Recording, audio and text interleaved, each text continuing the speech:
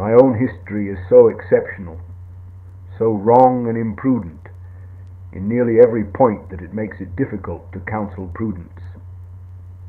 Yet hard cases make bad law, and exceptional cases are not always good guides for others. For what it is worth, here is some autobiography, mainly on this occasion, directed towards the points of age and finance. I fell in love with your mother at the approximate age of 18, quite genuinely, as has been shown, though of course defects of character and temperament have caused me often to fall below the ideal with which I started. Your mother was older than I, and not a Catholic, altogether unfortunate, as viewed by a guardian, and it was in a sense very unfortunate, and in a way very bad for me. These things are absorbing and nervously exhausting. I was a clever boy in the throes of work for a very necessary Oxford scholarship. The combined tensions nearly produced a bad breakdown. I muffed my exams, and though, as years afterwards my headmaster told me, I ought to have got a good scholarship, I only landed by the skin of my teeth an exhibition of $60 at Exeter, just enough with a school leaving scholarship of the same amount to come up on, assisted by my dear old guardian. Of course, there was a credit side, not so easily seen by the guardian. I was clever, but not industrious or single-minded.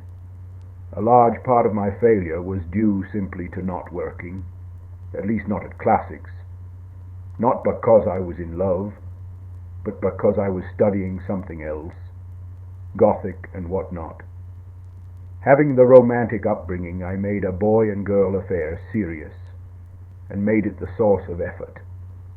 Naturally rather a physical coward, I passed from a despised rabbit on a house second team to school colours in 2 seasons, all that sort of thing. However, trouble arose, and I had to choose between disobeying and grieving or deceiving.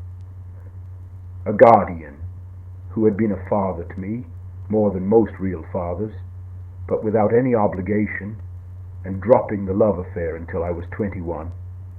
I don't regret my decision, though it was very hard on my lover. But that was not my fault. She was perfectly free and under no vow to me, and I should have had no just complaint, except according to the unreal romantic code, if she had got married to someone else. For very nearly 3 years I did not see or write to my lover. It was extremely hard, painful and bitter, especially at first. The effects were not wholly good. I fell back into folly and slackness, and misspent a good deal of my first year at college. But I don't think anything else would have justified marriage on the basis of a boy's affair, and probably nothing else would have hardened the will enough to give such an affair, however genuine a case of true love, permanence.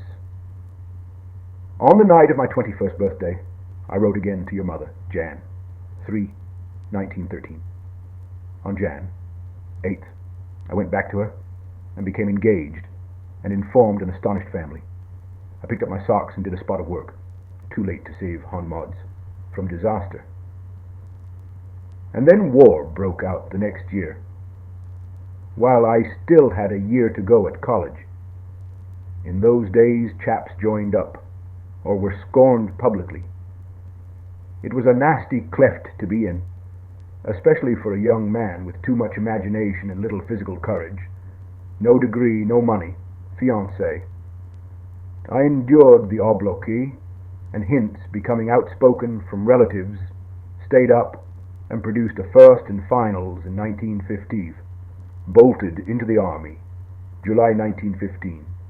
I found the situation intolerable, and married on March 22nd, 1916. May found me crossing the Channel. I still have the verse I wrote on the occasion.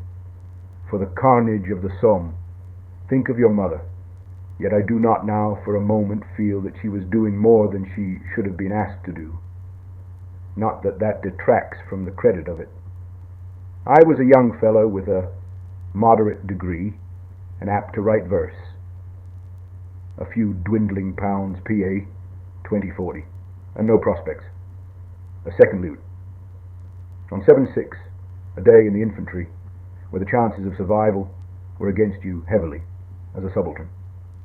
She married me in 1916, and John was born in 1917, conceived and carried during the starvation year of 1917 and the great U-boat campaign, round about the Battle of Cambrai, when the end of the war seemed as far off as it does now. I sold out and spent to pay the nursing home, the last of my few South African shares, my patrimony,